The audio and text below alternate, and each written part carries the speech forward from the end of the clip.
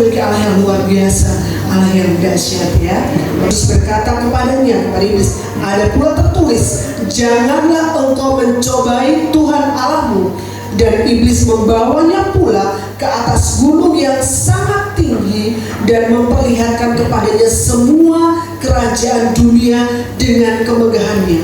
Dan berkata kepada Yesus, semua ini akan kuberikan kepadamu jika engkau sujud menyembah aku, kata iblis. Maka berkatalah Yesus kepada iblis, enyahlah iblis, sebab ada tertulis, engkau harus menyembah Tuhan Allahmu dan hanya kepada Dia sajalah engkau berbakti. Ayat 11. Lalu iblis meninggalkan dia, dan lihatlah malaikat-malaikat datang melayani Yesus. Bapak Ibu Saudara sekalian, ayat ini sudah jelas kita sudah baca ya. Ketika Yesus mulai pelayanannya, ia terlebih dahulu menghadapi pencobaan iblis. Peristiwa ini menunjukkan bahwa peperangan rohani adalah realita, kenyataan yang harus dihadapi oleh setiap kita orang percaya. Betul ya? Jadi memang kita harus menjalani itu, melewati itu. Dan pada bagian ini kita dapat melihat beberapa strategi iblis yang masih dipakai sampai saat ini. Dan sekarang kita belajar bagaimana caranya mengalahkannya. Kita lihat di sini ya, tadi dikatakan bahwa Roh Kudus, Roh Allah, ya, Yesus dibawa oleh Roh kepada guru untuk dicoba iblis. Jadi yang memimpin Yesus adalah Roh Kudus. Roh memimpin Yesus. Yesus baru saja berpuasa 40 hari 40 malam. Ada yang pernah puasa 40 hari 40 malam? Dikatakan tidak makan, tidak minum, puasa. Ya 3 hari aja kalau di sekolah kita 3 hari itu, hari kedua itu ya berat sih, hari ketiga sudah lumayan karena udah mendekati buka puasa. Tapi lumayan sudah banyak penglihatan kalau sudah hari ketiga. Nah ini 40 hari 40 malam. Yesus dikatakan kan tadi merasa lapar ya. Yesus lapar, dan setelah berpuasa 40 hari 40 malam akhirnya laparlah Yesus. Dan pada saat Yesus lapar inilah mulai iblis menggoda.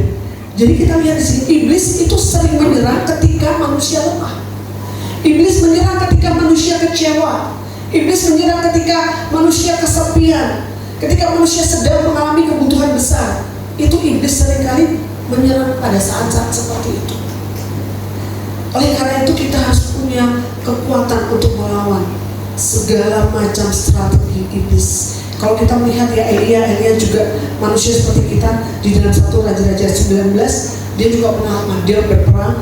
Maksudnya dia berperang adalah dia mengalahkan ya Baal itu hanya dengan berdoa kepada Tuhan. Tuhan yang berperang bagi mereka. Ketika dia sudah melakukan itu, ada ancaman dari istri sudah, engkau sudah membunuh semua Baal itu, maka aku juga akan memperlakukanmu sama seperti itu. Ketika mendengar ucapan itu, Elia lemah. Elia rasa putus asa, aduh, diancam. Kemudian kita ingat Petrus ya, Petrus kan Tuhan bilang, kalau itu engkau benar-benar engkau Yesus, suruh aku berjalan.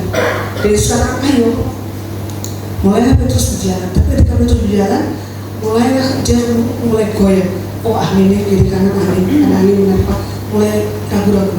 Dan ketika ragu-ragu dia mulai hampir jatuh. Tapi Tuhan langsung mengangkat.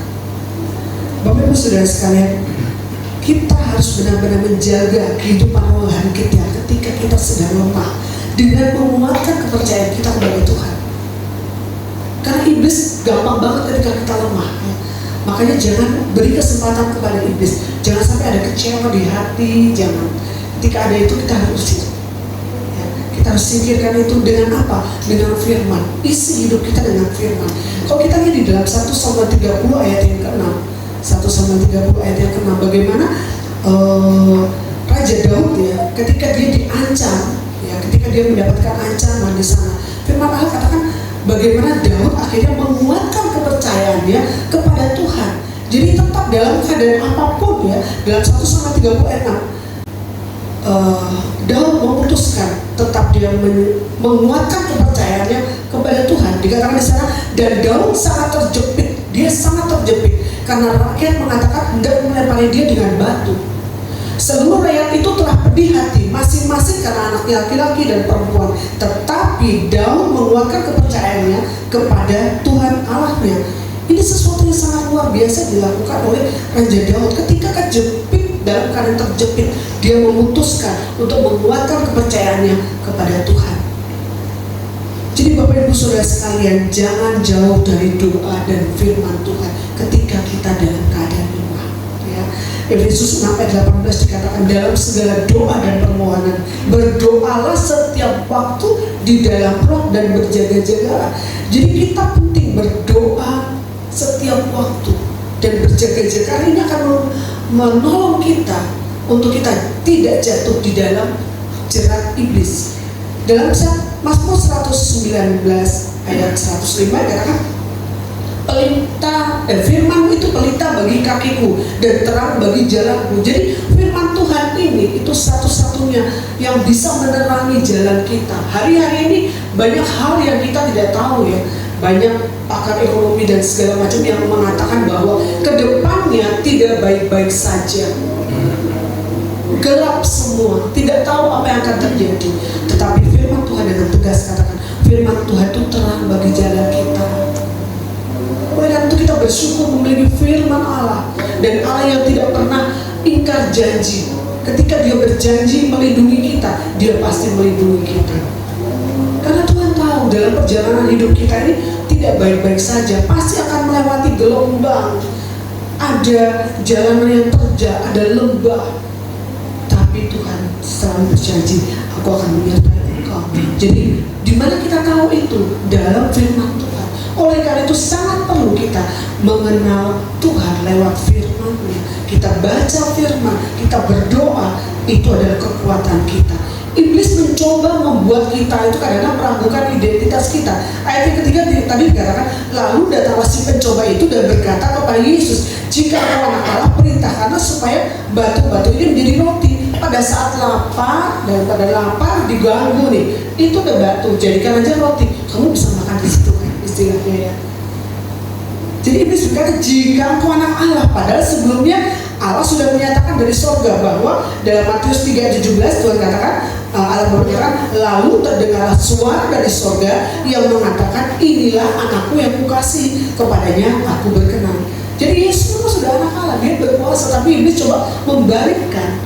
Jadi strategi Iblis adalah membuat manusia meragukan dirinya di hadapan Tuhan. Ini ada strategi Iblis. Contoh misalnya ya, ketika Bapak Ibu sudah cukup setia kepada Tuhan, kemudian setia beribadah, setia berdoa, setia baca Alkitab, setia. Tapi kemudian kok ya ada masalah ini belum selesai, masalah itu lagi, kemudian belum lagi sakit, masalah ekonomi kurang, pekerjaan tiba-tiba di PHK dan sebagainya, ada masalah, banyak masalah. Iblis kasih pikiran dalam pikiran kita, apakah Tuhan benar-benar mengasihimu? Kalau mengasihi, masa dikasih masalah, masa dikasih sakit? Apa kamu benar-benar anak Tuhan? Itu akan disebarkan oleh iblis untuk mengganggu pikiran kita, melemahkan iman kita. Tetapi ketika iblis menyebarkan pikiran seperti itu, perhatikan, jangan pernah dengarkan suara iblis. Karena apa? Tuhan katakan bahwa kamu itu adalah anak-anak Allah. Dalam Yohanes 1 ayat 12, tetapi semua orang yang menerimanya diberi kuasa supaya menjadi anak-anak Allah, yaitu mereka yang percaya di dalam namanya. Jadi status kita adalah tetap anak Allah, walaupun kita punya banyak masalah. Ya, kita punya anak, ya, semua ada punya anak, semua punya anak, ada cucu. Ketika cucu itu anak kita salah, apa kita biarin aja? Pasti kita tegur. Dia omongin nggak bisa, ya mau nggak mau kita ceplas ya, ceplas. Supaya anak itu tahu bahwa itu salah dan dia tidak mengulangi kesalahannya. Jadi ketika kita sebagai anak-anak Allah, bukan berarti kita dijarah. Justru kalau kita nggak diapa-apain, nggak ditegur, kita firman Allah katakan seperti anak-anak gampang. Ya. Justru ketika kita mengalami masalah, kita bersyukur identitas kita tetap anak-anak Allah yang sedang diproses. Tuhan mau kita menjadi pemenang. Dalam 1 Petrus 2 ayat 9 dikatakan bahwa engkau tetapi kamulah bangsa yang terpilih, imamat yang terajani, bangsa yang kudus, umat kepunyaan Allah sendiri, supaya kamu memberitakan perbuatan-perbuatan yang besar dari Dia yang telah memanggil kamu keluar dari kegelapan kepada terangnya yang ajaib. Jadi tujuan dari ujian-ujian itu adalah supaya kita bisa memberitakan perbuatan-perbuatan Allah yang besar di dalam kehidupan kita ketika kita sudah melewati masa-masa sulit itu. Kita sudah menang dan akhirnya orang lihat, oh iya, luar biasa. Saya beberapa waktu lalu sudah lama melihat ada sepasang suami istri, dan suaminya memang buta, tapi butanya itu bukan karena sejak lahir, tapi dalam proses ini ada retinanya putus, jadi nggak bisa melihat. Nah, saya melihat bagaimana dia setia. Ketika saya berbicara dengan istrinya, ada masa-masa di mana mereka hampir putus asa, mengatakan, kenapa Tuhan? Aku sudah setia, aku udah jujur kerja dengan baik, tapi kenapa kok bisa terjadi seperti ini? Saya kehilangan penglihatan. Dia hampir putus asa, tetapi di saat-saat itu dia ingat Tuhan. Jadi dia tetap setia sampai saat ini dia setia. Saya katakan, loh, justru ketika saya melihat keberadaan seperti itu, daripada kita jalan kaki kedua pagi, suami istri dengan setia, saya merasa diberkati. Kalau saya yang normal semuanya gak setia, kan malu dengan yang seperti itu. Dengan keterbatasannya dia setia, dia komitmen, dia ketetapan nanti aku tetap mau setia ibadah. Kan gak mudah, jalan harus dituntun gelap, karena dia bukan buta sejak lahir. Jadi kita bisa bayangkan perasaannya. Tapi saya katakan, ketika saya melihat kalian berdua, saya merasa diberkati. Saya merasa saya harus lebih setia lagi. Jadi ternyata kehidupan dia juga akhirnya saya bisa memuliakan Tuhan. Dia seperti itu aja bisa setia. Apalagi saya merasa terhibur. Aduh, luar biasa, hebat. Kan jadinya saya memberitakan perbuatan-perbuatan Allah melalui keterbatasan itu. Jadi Bapak Ibu Saudara sekalian, seringkali iblis juga menggunakan strategi ini. Dia memutar balikan firman Tuhan, ya. Di dalam Matius pasal 4 ayat 5 dan 6 tadi dikatakan begini. Kemudian iblis membawanya ke kota suci dan menempatkan dia di bumbungan bait Allah. Jadi ayat 5 dan 6 tadi sudah kita baca. Kata membawa ini tidak selalu berarti memaksa. Jadi tidak memaksa, tetapi lebih kepada mengambil bersama, membawa ke suatu tempat, mengajak atau menyertai. Ini dalam bahasa aslinya. Jadi Tuhan Yesus nggak dipaksa. Jadi nuansa ini bukan menyeret dengan paksa. Jadi Yesus nggak dibawa dengan paksa oleh iblis, tetapi membawa dalam arti mengajak atau memindahkan suatu pengalaman. Jadi ini juga sebetulnya kata ini dalam bahasa aslinya netral. Jadi tidak digunakan dalam nuansa yang negatif. Kalau kita ingat di dalam Matius 17 ayat 1 di sana katakan Yesus membawa murid-muridnya ke atas gunung juga. Jadi Yesus mengajak. Kata yang sama biasa. Kemudian di dalam Matius 14 kata Yusuf membawa bayi Yesus ke Mesir. Jadi seperti itu artinya. Jadi arti kata ini netral, tergantung siapa yang melakukan dan dalam konteks apa. Nah di sini dari kata membawa, kita bisa menarik beberapa kebenaran penting. Tidak ada indikasi paksaan mutlak. Jadi iblis tidak memaksa Tuhan. Iblis tidak menyeret Yesus. Seperti seorang yang tidak berdaya, tidak. Yesus tetap berdaulat. Yesus mengizinkan proses pencobaan ini terjadi sebagai bagian dari ketaatan kepada Bapa, karena dia memang harus diuji. Tetapi ketika dia diuji, satu kuncinya, dia tidak berbuat dosa. Tuhan mau menunjukkan ini loh, saya memang harus diuji, masuk dalam ujian, masuk dalam pencobaan.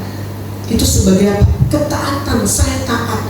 Tetapi ketika dia masuk dalam percobaan iblis, Yesus mengizinkan, tapi tetap kedaulatan tetap dipegang oleh Yesus.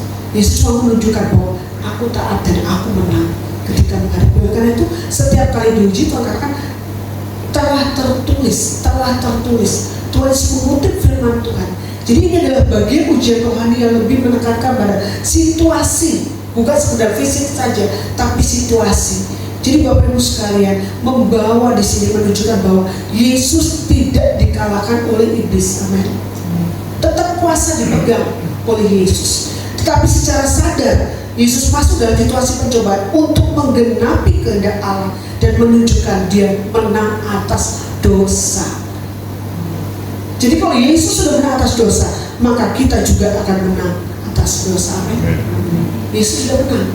Nah, proses itu setelah mengajak Yesus di kota suci, ya, kemudian menempatkan atau membuat Yesus berdiri di suatu tempat atau titik tertentu. Ini artinya. Jadi dikatakan tadi dibawa ke bubungan bait Allah. Jadi di ujung atau di sayap atau puncak satu bangunan tertentu yang letaknya itu benar-benar bahaya. Jadi dibawa ke situ. Jadi memang kemungkinan besar menuju pada bagian tinggi dari bait Allah di Yerusalem yang menghadap ke jurang Kidron. Jadi itu tempat yang tinggi dan sangat berbahaya dengan tujuan untuk menggoda Yesus. Yesus digoda seolah-olah supaya ada apa? Sensasi, mencari sensasi rohani. Dikatakan jatuhkan dirimu, mungkin kayak Batman kali ya. Jadi jatuhkan dirimu aja, tidak apa-apa. Jadi iblis ingin Yesus melakukan mujizat yang spektakuler. Jadi kalau Yesus terjun, langsung ada malaikat datang, wah pasti spektakuler. Itu dalam rencana iblis. Tapi Yesus tidak mau mengikutinya. Dia katakan ada tertulis. Ini tidak menang. Ya, iblis itu mencobai, iblis sengaja mencobai Yesus, tapi Tuhan tidak mau mencobai Allah. Iblis mengutip ya, kalau tadi katakan mengutip di dalam Mazmur 91 ayat 12. Jadi dikatakan sebab malaikat-malaikatnya akan diperintahkannya kepadamu untuk menjaga engkau di segala jalanmu. Mereka akan menatap engkau di atas tangannya supaya kakimu jangan terhentuk kepada batu. Iblis mengutip firman Tuhan dalam Mazmur. Jadi jangan takut, kamu jatuhkan aja dirimu.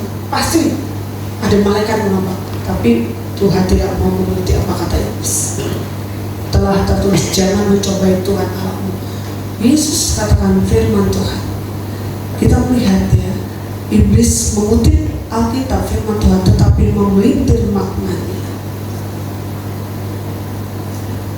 Bapak Ibu Saudara sekalian, karena itu kita sebagai orang percaya, kita perlu memahami firman dengan benar. Tidak hanya sekedar mengutip, tapi kita ngerti benar firman Tuhan. Ya. Di dalam Yohanes pasal yang ke-15, Yesus katakan, tinggallah di dalam aku dan aku di dalam kamu, sama seperti ranting tidak dapat berbuah dari dirinya sendiri kalau dia tidak tinggal pada pokok anggur. Demikian juga kamu tidak berbuah jikalau kamu tidak tinggal di dalam aku. Ini Tuhan katakan. Jadi ketika kita tinggal di dalam Tuhan dan Tuhan tinggal di dalam kita akan melekat terus dan kita akan tetap kuat karena kita makan sari-sari dari pokok anggur itu, dari Tuhan sendiri. Dikatakan, akulah pokok anggur dan kamulah ranting-rantingnya. Barang siapa tinggal di dalam aku dan aku di dalam dia, ia berbuah banyak, sebab di luar aku kamu tidak dapat berbuat apa-apa.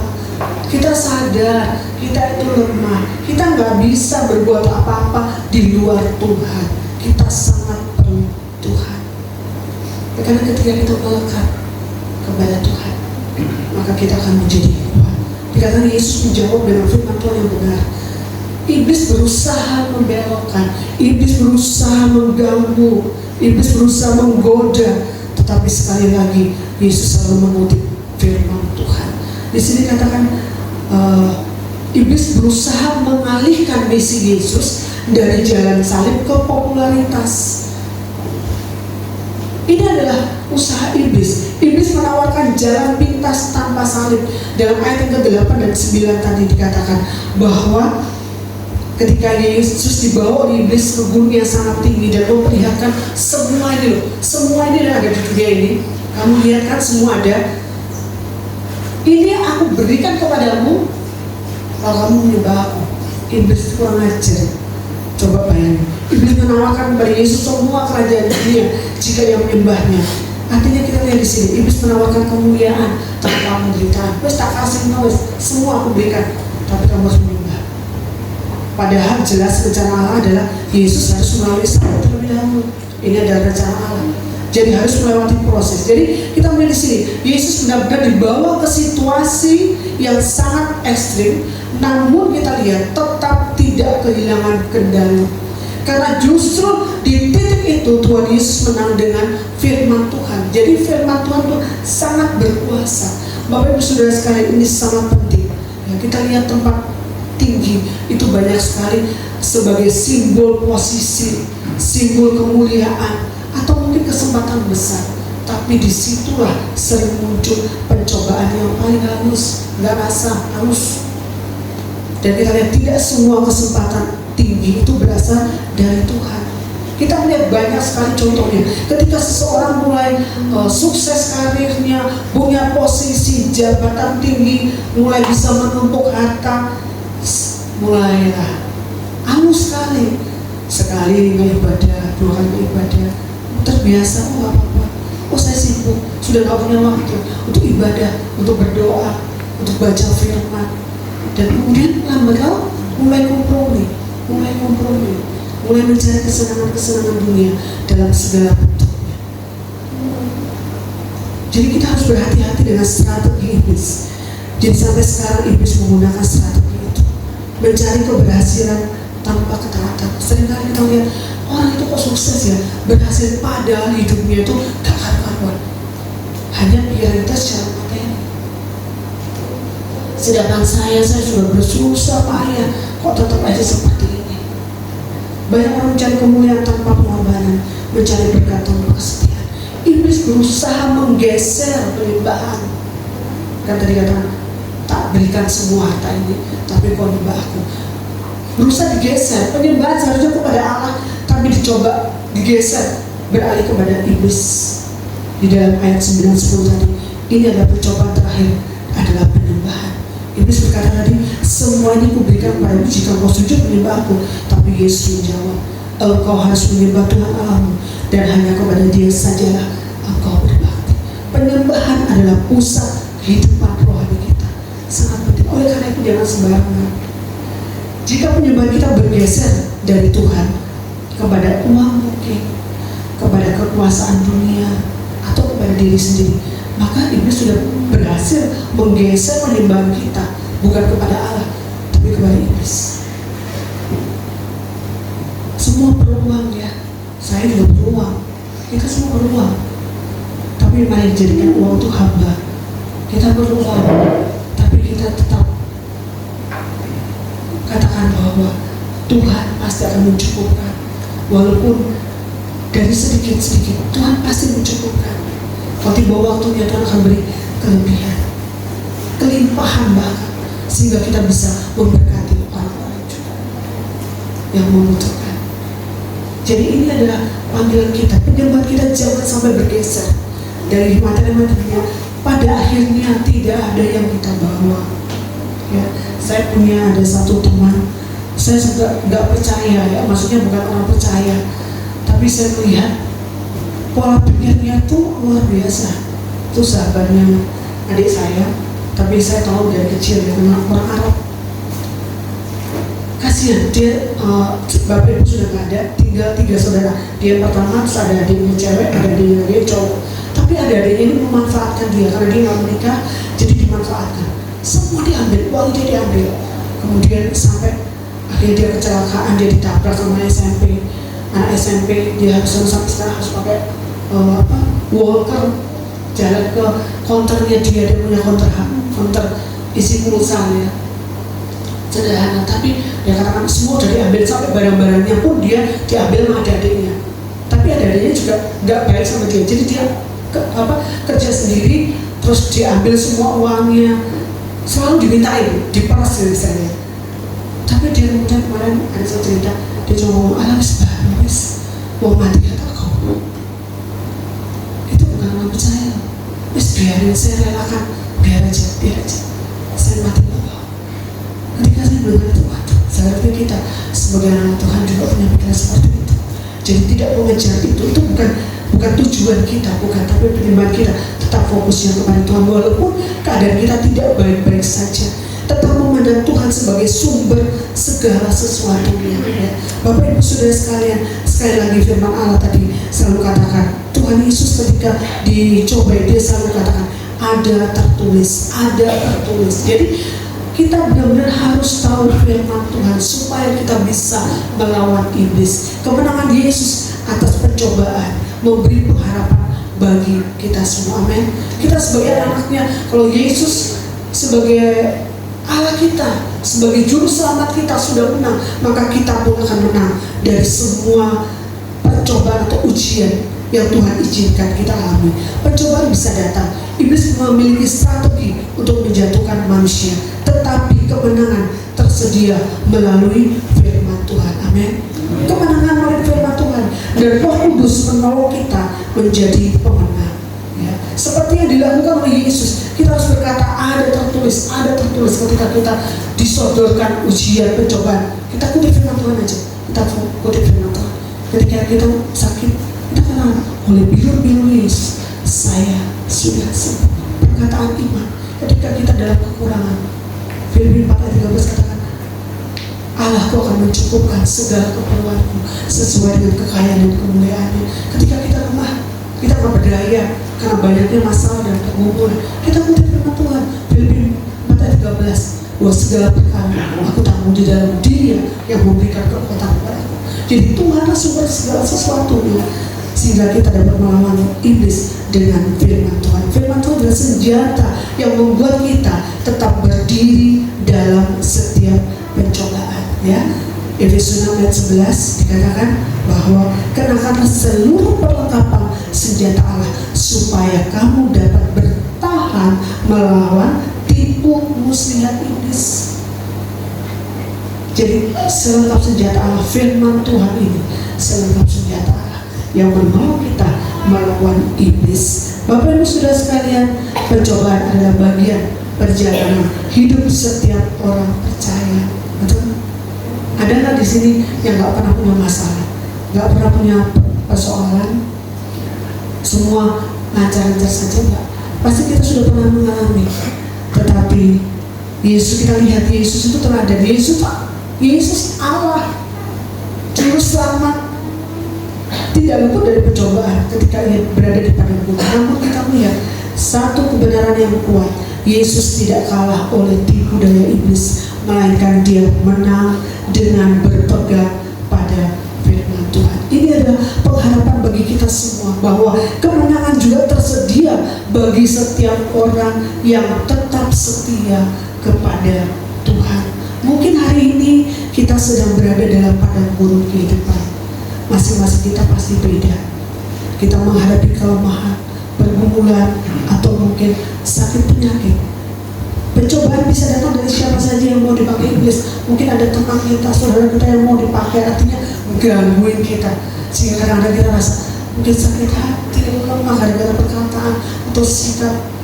Tapi tetaplah mari kita lihat kepada Tuhan, lihat kepada salib itu, karena dia tidak pernah mengecewakan kita. Ingat, Roh Kudus yang sama yang memimpin Yesus di padang gurun juga memimpin hidup kita. Tetaplah setia terus dengan firman, jangan menyerah, sebab pada akhirnya bukan pencobaan yang menentukan hidup kita, tetapi ketaatan kita kepada Tuhan yang membawa kita kepada kemenangan. Amin. Jadi mari kita terus taat, walaupun hidup kita tidak mudah, ke depan kita tidak mudah, tetapi mari terus tinggal di dalam Tuhan, terus kenal firman Tuhan, baca firman Tuhan, karena ini kekuatan kita, sumber segala sesuatunya. Bagaimana kita tahu tentang Allah kalau kita tidak bisa membaca, kita tidak pernah baca firman Tuhan, kita tidak pernah berdoa? Kita perlu firman Tuhan. Amin. Ya, jangan pernah takut. Roh Kudus menyertai kita dalam lembah-lembah balas maut sekalipun, Tuhan ada bersama dengan kita. Ya, Bapak Ibu Saudara sekalian, tetap maju, tetap kuat, karena Dia Allah yang luar biasa. Puji Tuhan.